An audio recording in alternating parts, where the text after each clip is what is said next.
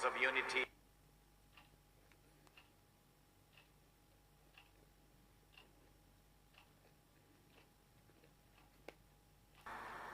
The community faced but triumphed over hindrances because of unity. Because of unity and prayer. Acts 2:46-47. They partook of food with glad and generous hearts.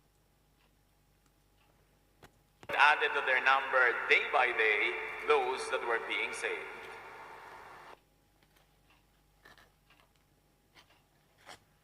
Revised Standard Version. Day by day talaga ang pag-grow nila.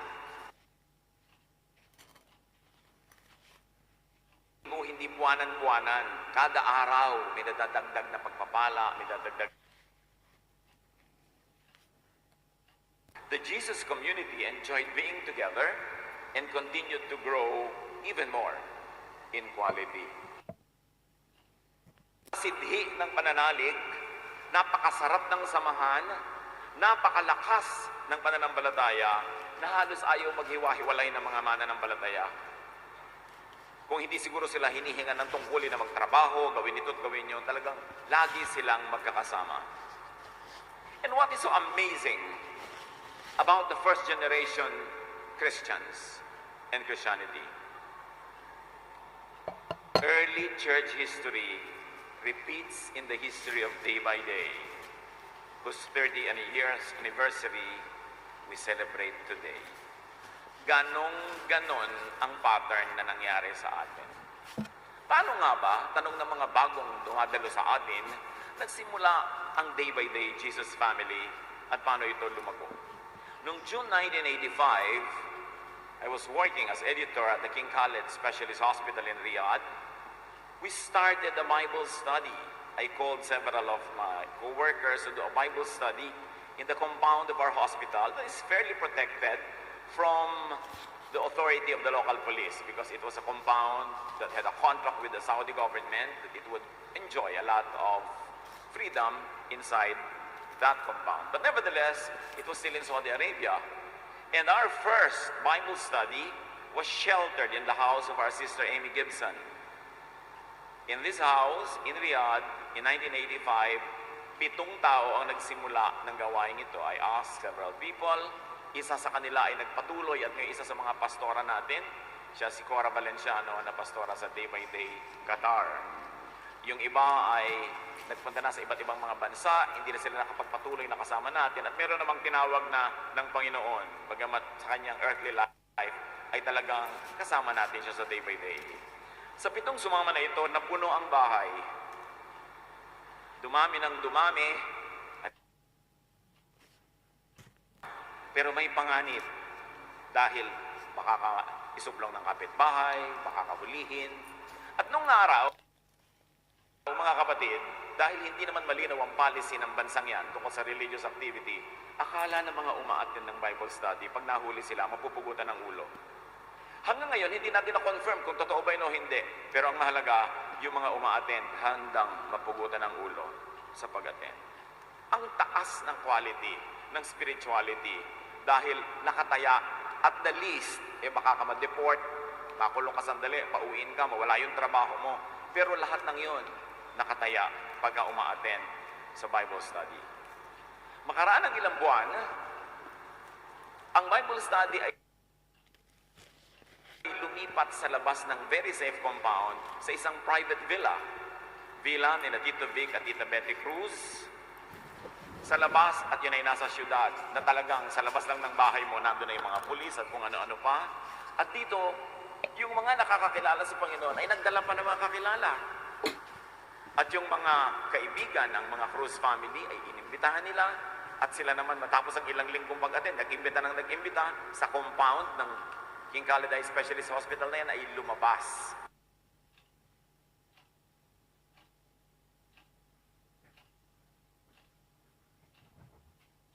Bible study patungo sa bahay ng mga Cruz. Yan si Tita Betty, si Tito Vic at ang anak nilang si Mabet. Dumami, napuno din ang napuno ang bahay At ang mga krus ay umuwi sa Maynila noong 1986. Kaya naman, kinailangang lumipat na naman sa ibang bahay ang Day by Day. And this time, sa bahay nila, Kuya Richard Sipin at Ate Malu Sipin. Ayan sila sa gitna, sa litrato. Sa dami ng tao, nakasalampak ang mga tao sa sahig. Inilalabas ang muebles pag may Bible study kasi pampasikip lang. At sa iba't ibang mga lugar ay pumunta pa ang mga Bible studies. Noong 1987,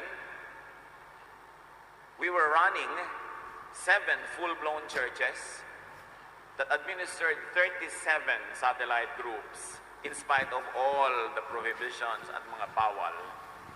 At noong 1987 din, tayo ay nag-register dito sa Maynila as Day by Day Christian Ministries. Bakit? Sapagkat may mga umuwi na dito na ayaw na nilang sumali sa mga dati nilang mga religious affiliations. Gusto na nila tuloy na yung mga Bible study, tuloy na yung paniniwala, pananalig, and the reading of the Bible and the fellowship. Kaya tayo, hindi man binabalak, we incorporated, as required by the law of the Philippines, as a congregation. Isang munting congregation na ang dami-dami pang tao nananatili pa sa Saudi Arabia noon. Noong tayo ay gumagawa ng mga Bible study na ito, ang number one concern was security because there was really an official persecution. Bawal talaga yan. Bawal nga ang Bible. Kaya ang mga bahay na pinagdarausan natin, ang mga villa na nung lumaon na ni-rent na ng Day by Day, nagkaroon na ng Day by Day Center, dinodoble natin ang mga wall, tinatakpan ng mga butas para hindi marinig sa labas ang mga kantahan.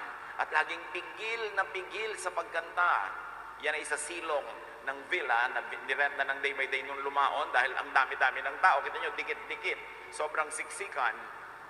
At pati kurtina na yan, kinopya ng Day by Day Qatar. Ganun ang itsura ng Day by Day Qatar ngayon. Ang mga dilaw na kurtina nung una nating center. Laging kumisan, pag naghahatiran sa Bible study, hinaharang ka ng mga pulis sa daan, ini-inspeksyon ng kotse. Paano kung may nakita ang mga Biblia mo? Noon naman ay hindi madaling magpunta parot pa rito, kaya may mga taong kung sila ang may sasakyan, sila ang nanunundo ng mga aaten. Kuminsan 2 oras ang sunduan, tapos magsisimula ang Bible study, at pagkatapos ng Bible study, 2 oras uli ang hatiran. May mga inihatid sa malalayo mga labor camps, mga more than 1 hour drive away from the city to sa gitna ng mga disyerto. Yan ang tiyaga ng mga nagyaya, nagdala ng mga tao. Alam niyo ang gawain ng Day by Day, nabuo ito sa napakaraming patak na tulong ng maraming pawis ng maraming tao. Mga unsung heroes na ang ginagawa ay nanunundo, nag-aayos ng mga lugar, at lalo na yung mga hosts. Na hindi natin malilimot ang kanilang kontribusyon sa atin dahil kung hindi nila itinaya ang kanilang sariling personal safety, hindi sila mag-host ng Bible study sa bahay nila. Kasi pag nahuli ito, doon sa bahay nila talaga aabutan at sila talaga ang mapuputokan nun.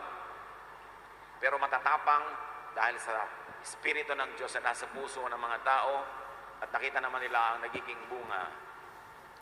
Dahil dumadami na ng dumadami, kinailangan ko mag-train ng ibang teachers. Dahil nagtuturo tayo ng salvation, pero mamaya may dala-dala na naman itong umaten. Next week, syempre salvation na naman dahil kawawa naman siya, sayang namang hindi siya masave. Hanggang nakahalata na tayo na puro salvation na lang yung topic. Kasi laging every week may bago. So, we trained people to teach the salvation lessons so that they could teach them to the new guests. At nandun sila sa isang gilid, sa isang sulok, para yung lesson ng main group magpatuloy. And then there were many questions about religious issues, so we opened another class para dun itakil yun, para yung lesson nga ng Bible study magpatuloy at huwag maabala ng iba't ibang tanong sa iba't ibang topic. At pagkatapos niyan, syempre may burden ng mga kapatid na dalhin din sa Panginoon ng napakarami pa nilang mga kaibigan na hindi naman nila pwedeng yayain lahat sa Bible study natin dahil sobrang dadami na. So we trained teachers. We taught people how to teach the Bible. And then later on, when we were running full-blown churches with worship services, we trained people how to preach, how to make message outlines, how to make Bible study outlines. At ang mga klase ng Day by Day noon ay graded ang umaten. When we rented a villa, minsan 3, 4 na kwarto, sabay-sabay, iba't ibang klase, mamimili ka ng i-enroll. Parang tunay na semestre sa mga eskwelahan dito. Graded yan, may mga quiz at yung first 3 honors na graduate ng course na yon, ituturo nila the same course to another batch. we made sure that people were trained to keep the work going. Even I or the other leaders who had already been trained would be away from Saudi Arabia. Dahil hindi naman natin tagal dyan, baka ka mahuli, i-deport, ikulong, hindi natin alam. So dapat lagi nagte-train. At hanggang ngayon, while we are seated here, tuloy ang gawain na ito sa lugar na ito. Dahil yung training na ganon at yung ganong method ay patuloy pang lumalago. At narito ngayon ang ilang mga pastor ng ating mga churches sa West Asia or the Middle East. Some were not able to come because they're employed, but many of them are here today. So nagkaroon ng mga special classes, how to interpret the Bible, how to teach book studies. New teachers, preachers, and leaders were developed, homegrown. Katulad ng nangyari sa Book of Acts, the believers grew in quality. At the time and all along enjoying loving relationships and fellowships. May ibang charm ang maliit na grupo. Magkakakilala kayo, talagang nagkakaroon kayo ng malasakit, pagmamahal sa isa't isa. Kaya naman dito sa Bulwagan at sa iba nating mga ibang daughter churches na malalaki, we break up the big group into small sambahays para during the week meron kang small group. Kung hindi ka man laging kilala o kakilala sa malaking Bulwagan, every week meron kang pwedeng puntahan na small group mo. Pag nagkakasakit ka, dadalawin ka, nakikisangkot ka sa kanilang buhay. Kaya mahalagang component ng ating ministry, mga kapatid, yung sambahay, yung mga Bible study sa bahay, at yung mga satellite churches. But may satellite ang Day-by-Day Center sa laki. Gumagawa tayo ng midweek services kung saan malapit yung lugar ng mga tao para may midweek service pa rin sila na hindi nila kailangan pumunta dito sa malayo. Pero pag Sunday, andito sila at sama-sama tayo. Meanwhile, we also have daughter churches that are not directly administered from the center here and are autonomous in the way of administration. Ganyan-ganyan kung paano lumago ang gawain noong unang henerasyon ng mga mananampalataya. Dumating ang punto na lumakas ang loob ng mga Kristiyanong day by day sa Riyadh na nagfe-fellowship pa sa mga disyerto. Yung ang dami-dami, ayan, nakita niyo sa gilid ng bundok. Bakit nasa gilid ng bundok sa kadisyertohan? Para huwag tamaan ng araw. Pero pag Bible study, sikat na araw, ayan, sa ilalim ng araw, aralan ang mga tao, Bible study. Kantahan yan, dala-dala ang mga sound system, may mga special numbers, at yan ay mga 2 hours away from the city. This is under a huge tent that is carpeted para matiyak na hindi ka makatapak ng alakdan habang nagfe-fellowship. At ginagawa yan ng ating mga kalalakihan one day before the fellowship. Nandun na sila sa desyerto. Humuhukay sila ng mga toilet, nagdadala ng water supply, generator, para andar ang fellowship. Kasi hindi mo pwedeng gawin ang ganitong kalaking fellowship in the city. Makikita ka ng authorities. At napakasaya, napakaganda ng samahan. At patuloy na makikita nyo at ilang-ilang mga larawan na kuha nung panahon na nagsisimula ang day by day sa Saudi Arabia. Yung mga pastor ngayon, nakikita yung mga bagets dyan sa picture, sila yung mga bagets pa rin ngayon, nakikita nyo. Dyan sa mga front rows natin. May mga apo na sila, at mga apo nila nandito, napakasaya. Our first baptism happened in the house of Kuya Hermie Manyabo. Dahil yung villa niya may sariling swimming pool, doon kami nag-worship. Meron tayong kapatid, si Kuya Eli, na empleyado sa US Embassy. So nailipat natin yung lumalaki nating worship sa compound, na recreation compound ng US Embassy. So we were covered security-wise.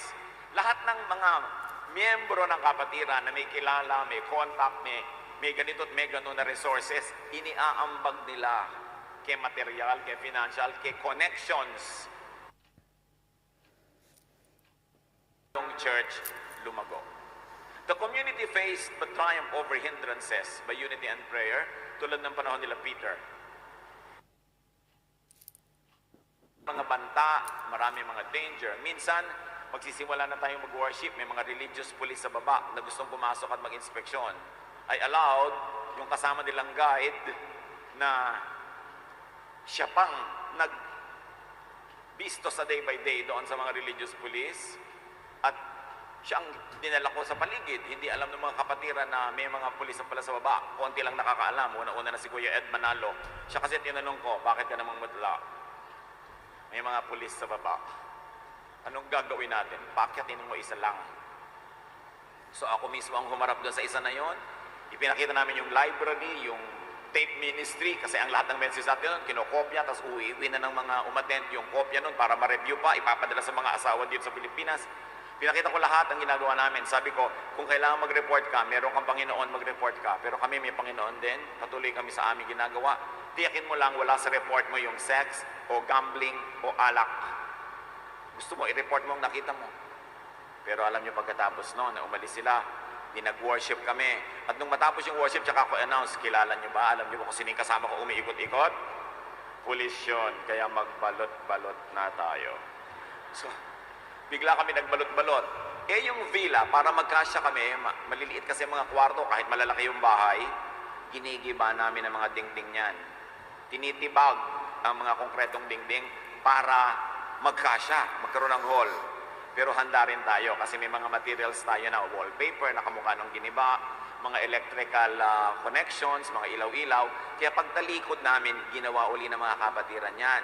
Yung mga tinitibag, dala-dala yan ng mga kapatiran is 1 kilong buhangin na inilalabas, itatapon sa malayo.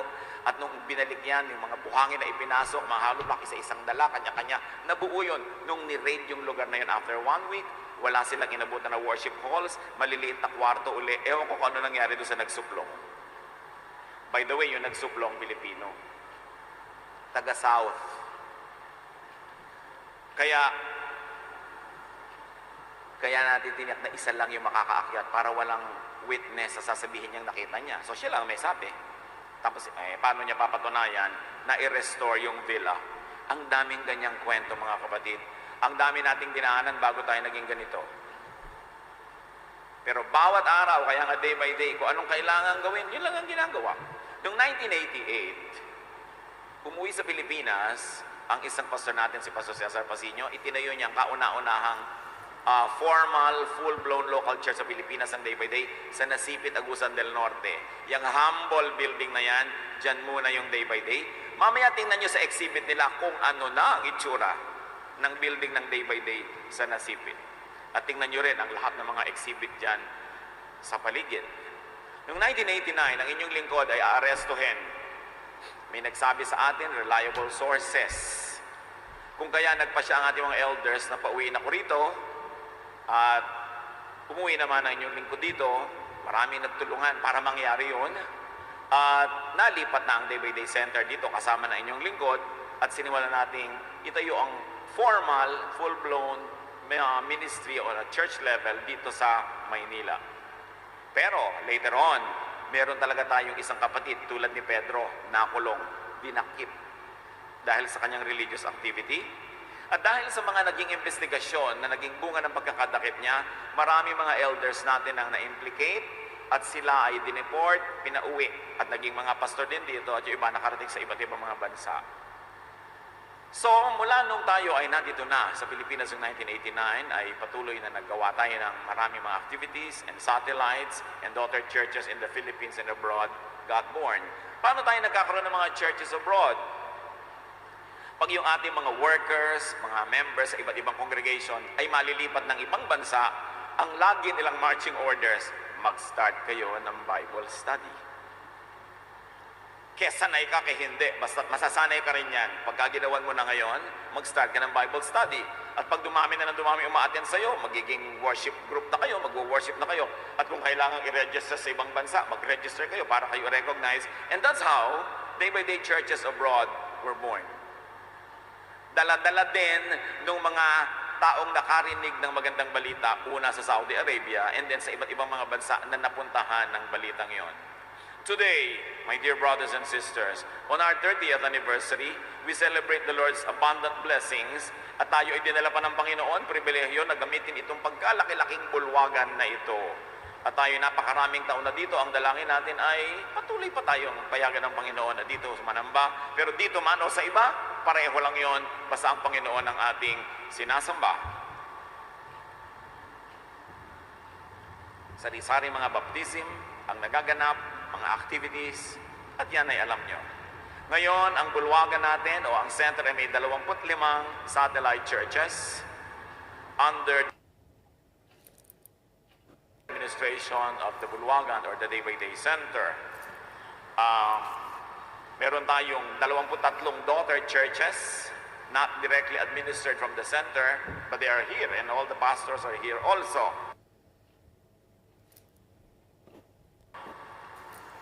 Marami yan. At meron tayong 23 daughter churches abroad sa iba't ibang mga hemisphere. Meron tayo ngayong 91 pastors whose tenure of some of them are officially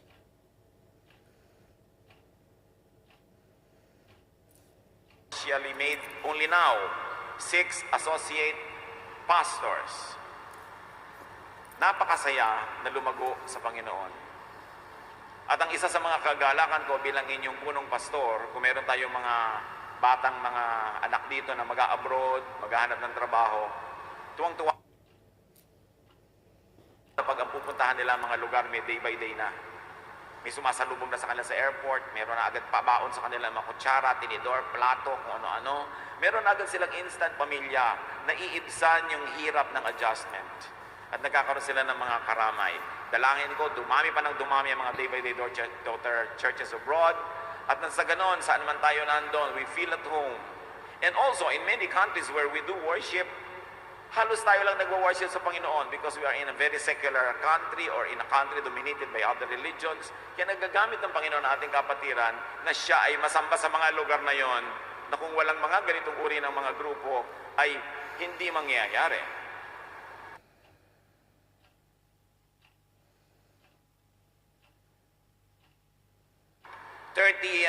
Years. 30 years of blessings. Ano ang patunay ng pagpapala? Diyos, tayo. Tingnan niyo yung mga katabi. Siya, yung katabi niyo, kayo, tayo ang patunay. Hindi na natin kailangan ng iba pa. Ito pala tayo dahil sa pagpapala ng Diyos. Marapat na siya ay ating lalo pang paglingkuran, pasalamatan, at ipamalita.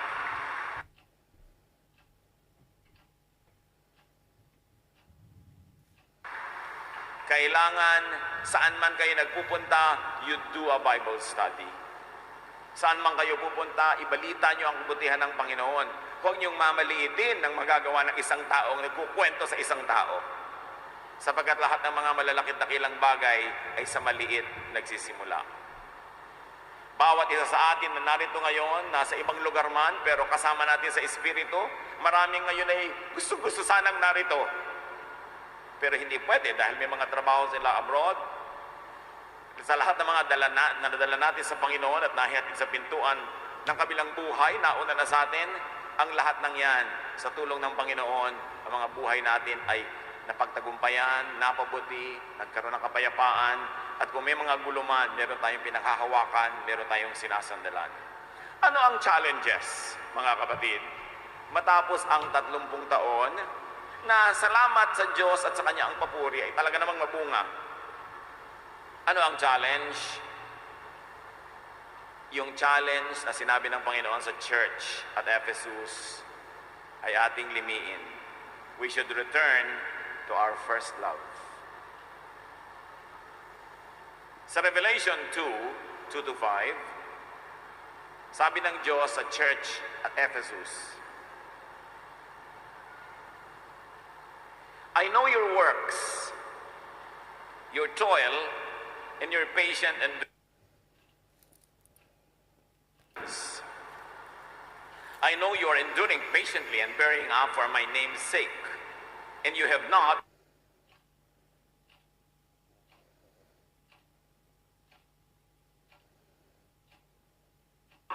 grown weary. But I have this against you, that you have abandoned the love you had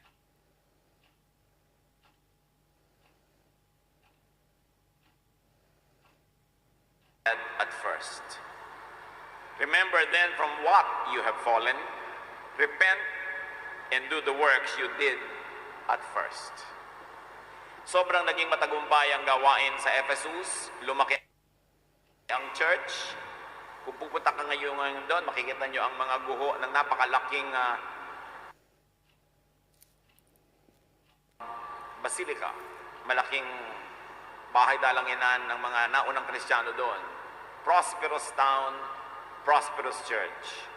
Masipag ang mga manggagawa, maraming works of service, maraming ministries. Pero sabi ng Diyos, alam niyo, meron akong isa.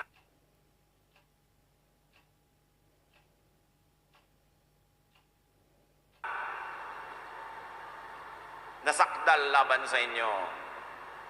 Tinalikuran niyo ang inyong unang pag-ibig.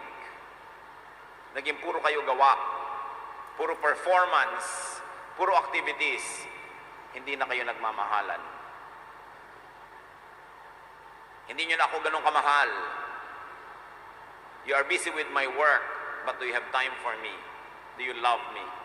Do you spend time with me in prayer and meditation? Do you commiserate with your brothers and sisters? O so, kuminsan sa pagiging busy nyo sa ministry, nagtatapakan pa kayo, nagkakagatan pa kayo. At minsan nag-aagawan pa kayo ng convert, nag-aagawan kayo ng sound system, nag-aagawan kayo ng ganito't ganon. I have this against you. You have abandoned your first love. And what is that first love? An emotional, personal love for God and for our fellow men. Love for souls that make us very effective and powerful soul winners.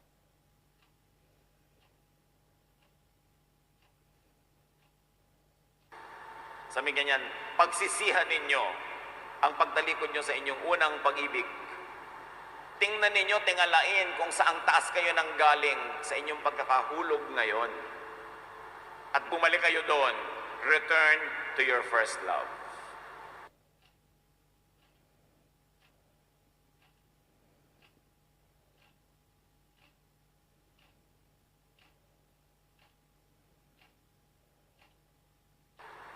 Hindi naman sinasabi sa atin na tayo yan.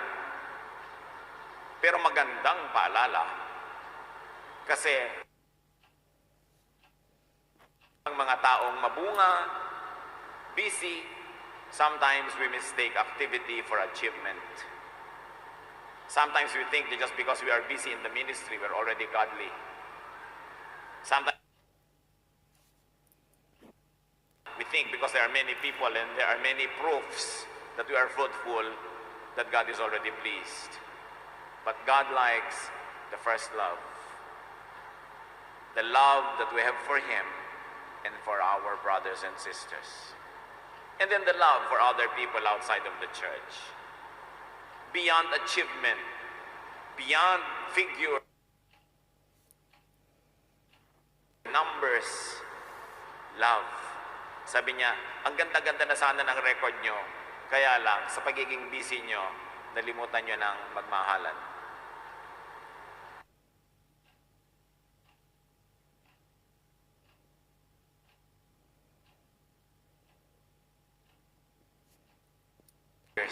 Na ito, we always should return to our first love.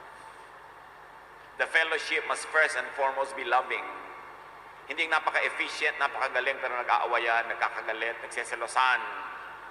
First and foremost, priority ang love.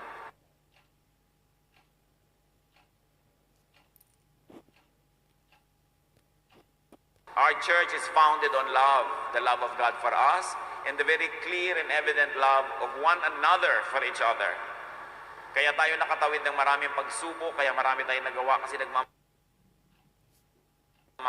At hindi yan dapat mawala in the name of efficiency, in the name of achievement.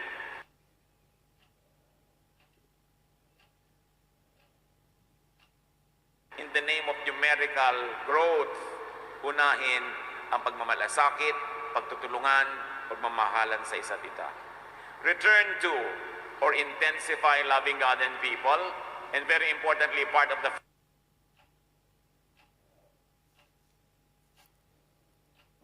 preaching Christ. Sa simula kasi, pag nagdadala tayo ng tao sa Panginoon, puro dadaling kita kay Kristo, si Kristo, si Kristo. Pero pagkatapos, dadaling kita kay Kristo, si Kristo, si Kristo. Pero pagkatapos nun, nalilibang na kung ano mga religious issues ang pagbabangay-bangayan, kung ano na pag...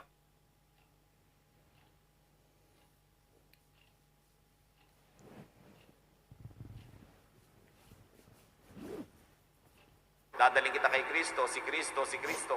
Pero pagkatapos nun, nalilibang na kung ano-ano mga religious issues ang pagbabangay-bangayan, kung ano-ano na doktrina na wala na si Kristo. Relihiyon na ang pumalit. Kaya ang sabi ni Pablo sa 1 Corinthians 1:23,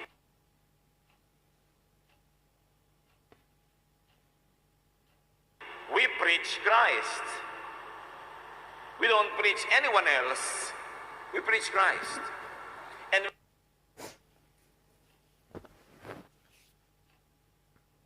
teachings of other people aside from Christ, it's only because what they teach follows the teaching of Christ. Sabi niya, we preach Christ. At mga kapatid, marami sa inyo gifted. Pero pag ang gift ninyo ginamit, sayang. Do not hesitate to become teachers or leaders or pastors or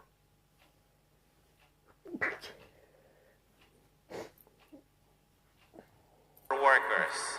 Day by day started that way. Walang full-time missionary, walang full-time worker. Lahat nagtulong-tulungan lang. Naging mga teacher, naging mga pastor. At hindi sabing, ay, hindi ata ako bagay. Wala naman talagang bagay. Kaya ka lang nagiging pastor o leader o teacher, tinatanggap mo lang yung hamon, pero hindi ka talaga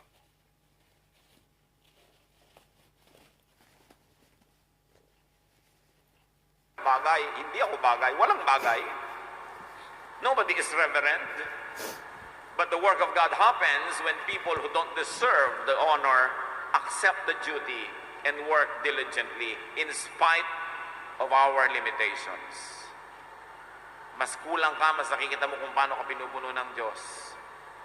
Wala dapat tumatanggi pag binibigyan ng ministry. Sasabihin, hindi ako bagay. Talagang walang bagay. Ang tanong lang, tinatanggap mo ba yung pananagutan? Will you be part of the chain? You heard about Christ. Now will you make other people hear about Christ also through you? Everything begins there. Our church that we love began there.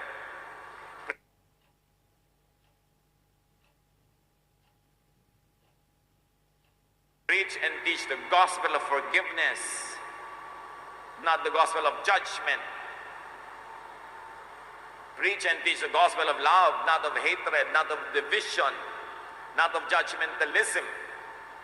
Preach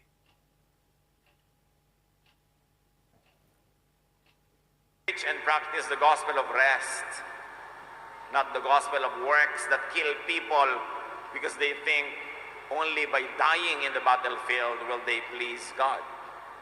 The ministry of Jesus is the ministry of giving rest. Matthew 11:28-30. Come to me, Jesus says, all you who labor and are heavy laden, for I am gentle and lowly in heart, and you will find rest for your souls. For my yoke is easy and my burden is light. Put Christ back to Christianity. Natatabunan kasi si Jesus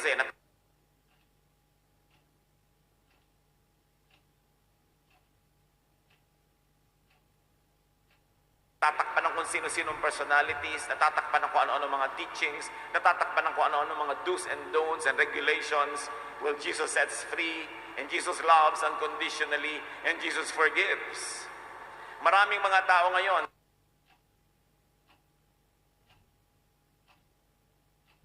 especially in the West, hindi na nag-church, nawala na ng gana sa church.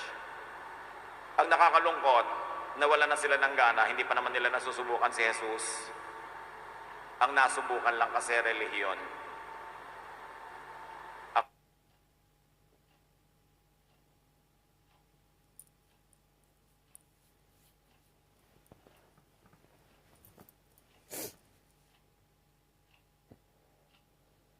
Pharisaic, legalistic religion that does not give you rest, but constantly condemns and makes you feel short.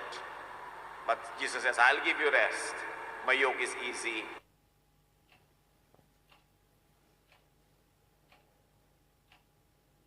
My burden is light. Napakaraming bigat ng mga taong dinadala. Dapat pag nagpunta sila sa ating Bible study, nagpunta sila sa ating fellowship, nagpunta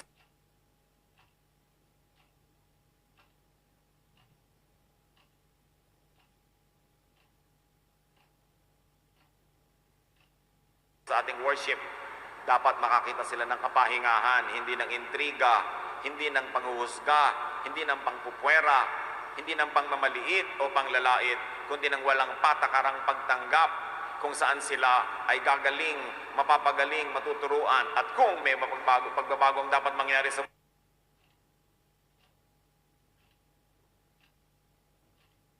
buhay nila, sila at ang Diyos ang mag-uusap noon, hindi idinidikta ng church kung paano, kailan at gaano kabilis dapat mangyari. Dapat ibalik ang pag-ibig sapagkat it is the highest doctrine. John 13:35, "By this all men will know that you are my disciples, if you love one another."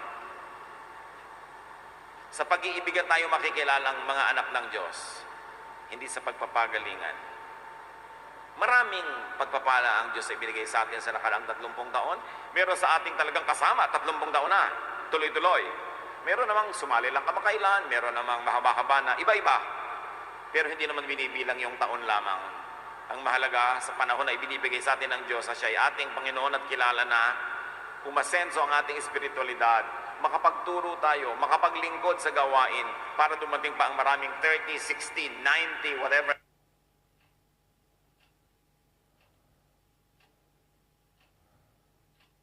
anniversaries, nandito man tayo o wala na, tuloy ang gawain ng Panginoon. Because when the Lord established His church, He built it upon the rock. And that rock is Christ.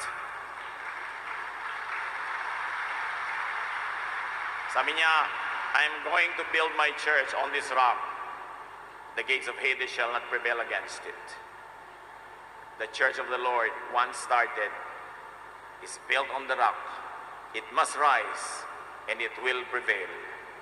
Ano man ang ginagawa natin, maliit o malaki, napapansin o hindi, ang lahat ng ambag natin sa pagtatayo, pagpapalaki ng kapatiran is built on the rock. It will withstand the test. And when we meet the Lord in that final moment, He will tell us, because He knows everything, that we have added to that building His body. Many people wonder how they will serve God. You cannot serve God because God does not need anything.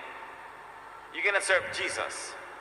But when you serve people in the church, when you serve the church, you serve Jesus because the church is the body of Jesus. Kaya nang unahin natin, balikan, bigyan ng diin, how to help make the church grow. How to reach more people and how to enable, empower, and help and support those who are doing the work in the front lines.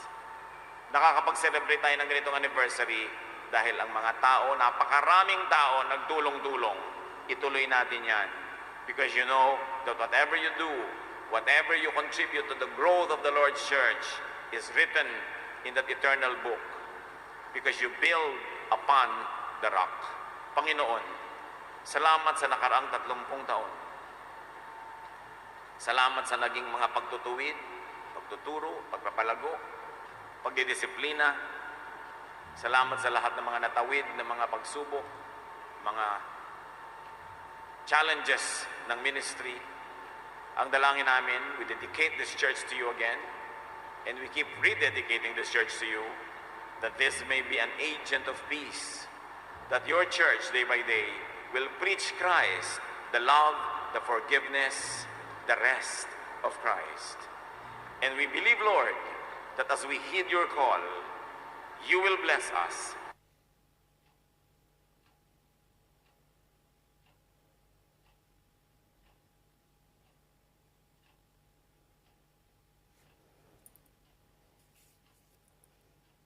What we do will have eternal values because we build upon the rock. Father, we thank you. We honor you in the name of your Son, Jesus. Amen.